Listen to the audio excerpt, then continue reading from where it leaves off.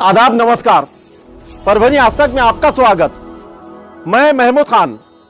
आप देख रहे हैं परभनी शहर की खास खबरें।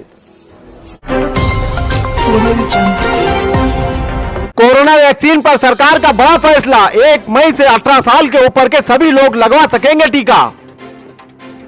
देश में कोरोना महामारी की दूसरी लहर के विकराल होने के बीच सरकार ने बड़ा फैसला लिया है। 1 मई से कोरोना वायरस के खिलाफ टीकाकरण अभियान का दायरा और बड़ा होने जा रहा है, क्योंकि 1 मई से अब देश में 18 साल के ऊपर के सभी लोगों को कोरोना टीकाकरण लग सकेगा। यह फैसला देश के प्रधानमंत्री नरेंद्र मोदी की अध्यक्षता में हाई लेवल की एक मीटिंग में लिया गया है।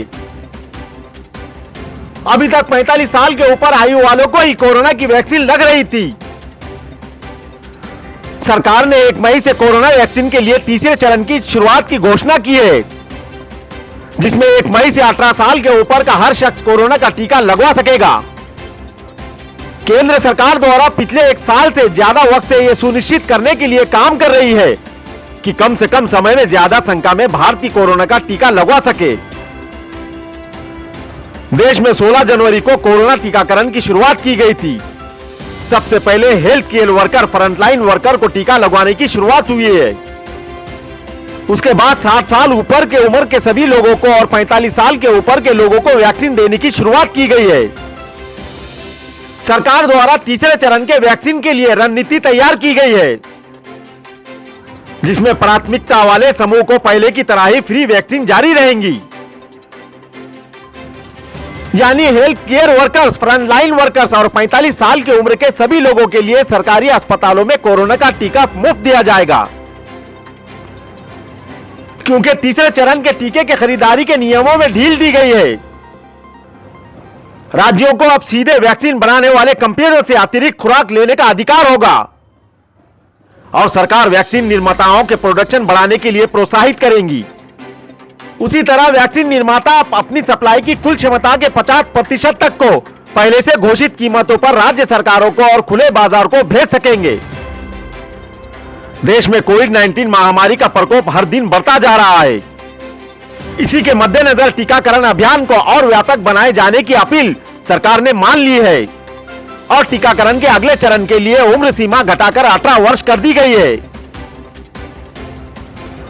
45 वर्ष से ज्यादा उम्र के लोगों को सरकारी अस्पतालों में कोरोना का टीकाकरण फ्री में लगाया जा रहा है, लेकिन 18 से अधिक उम्र के लोगों को वैक्सीन के लिए कीमत चुकानी होगी या नहीं, इस पर सरकार ने फिलहाल कोई बयान जारी नहीं किया है।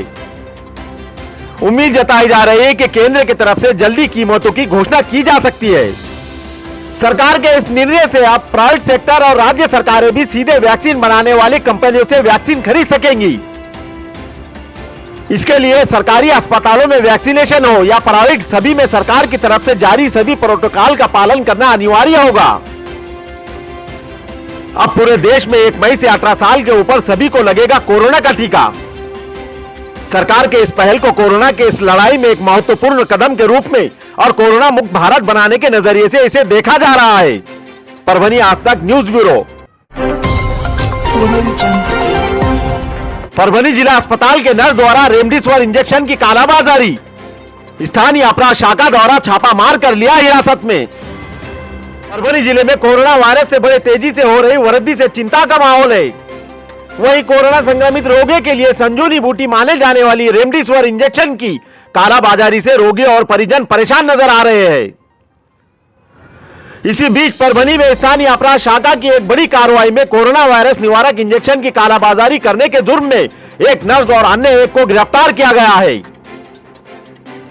परभनी जिला अस्पताल के एक नर्स को 7 इंजेक्शन के चोरी करने और बेचने के आरोप में हिरासत में लिया गया है। बुधवार 20 अप्रैल को परभनी में इस कालेबाजारी के गंभीर मामले का खुलासा हुआ है। गंभीर रूप से कोरोना से पीड़ित रोगी के शरीर में वायरस की मात्रा को कम करने के लिए इस इंजेक्शन के कमी का फायदा उठाते हुए इंजेक्शन की कालाबाजारी हो रही है। पुलिस द्वारा मामले को जिला अस्पताल में कार्यरत नर्स के साथ एक और अन्य को गिरफ्तार किया है।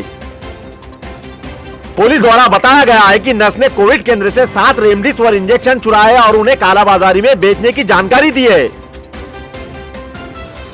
पुलिस अधीक्षक जयंत मीना और अपर पुलिस अधीक्षक सुदर्शन मुमका इनके मार्गदर्शन में स्थानीय अपराध शाखा के सहायक पुलिस निरीक्षक वेंकटेश आलेवार इन्होंने गोपनीय सूचना के आधार पर जाल बिछाया है, ये मानते हुए कि उन्हें एक इंजेक्शन की जरूरत है।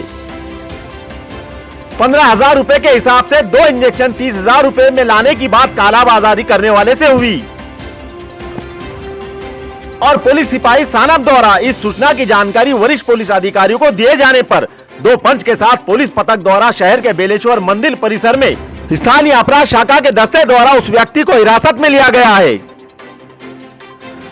आरोपी की पहचान नर्सिंग स्टाफ डेंटल कॉलेज पाथरी रोड परभनी के 21 वर्षीय दत्ता शिवाजी भालेराव के रूप में हुई है।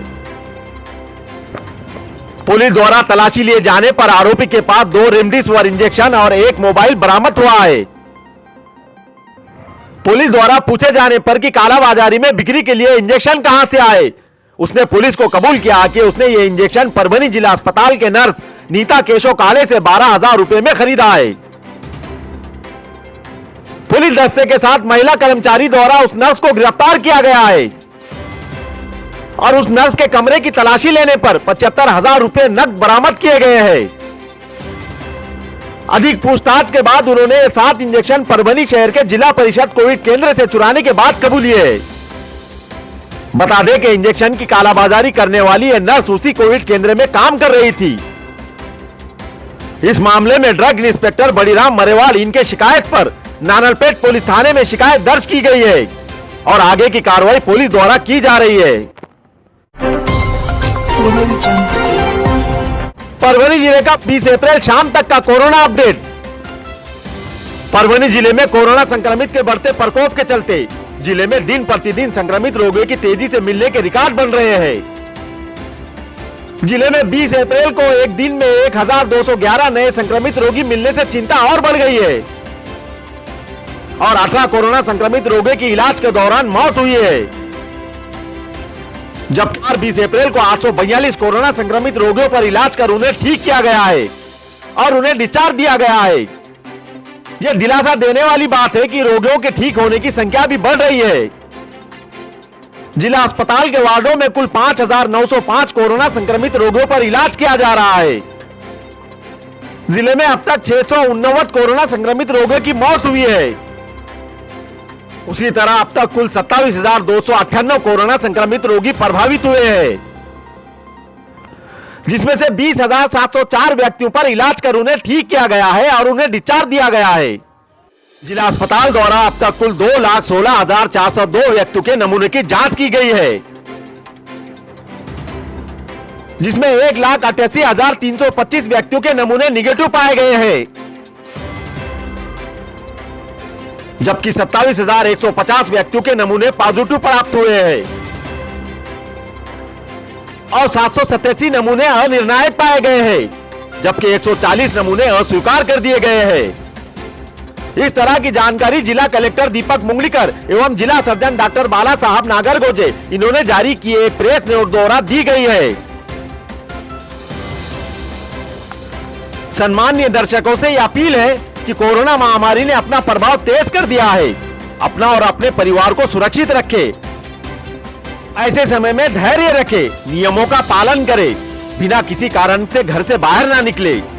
घबराइए नहीं, डॉक्टर की सलाह के बाद ही कोई दवाई ले। मास्क का इस्तेमाल करे, प्रशासन को सहयोग करे और अफवाहों से बचे। जरूरी ना हो तो घर पर ही रहिए, सुरक्षित रहिए। हमारे दर्शकों से अपील है कि कोरोना महामारी ने फिर से अपना प्रभाव तेज कर दिया है, इसीलिए आप अपना और अपने परिवार का ख्याल रखें। जरूरी हो तभी बाहर जाए, मास्क का इस्तेमाल करें, सामाजिक दूरी बनाए रखें, जिला प्रशासनों के निर्देशों का पालन करें। आपको हमारा चैनल पसंद आया हो तो लाइक करें, शेयर करें और सब्सक्राइब जरूर करें ताकि खबर सबसे पहले आप तक पहुंचे। परभनी आज तक पर बने रहने के लिए देखते रहिए परभनी आज तक।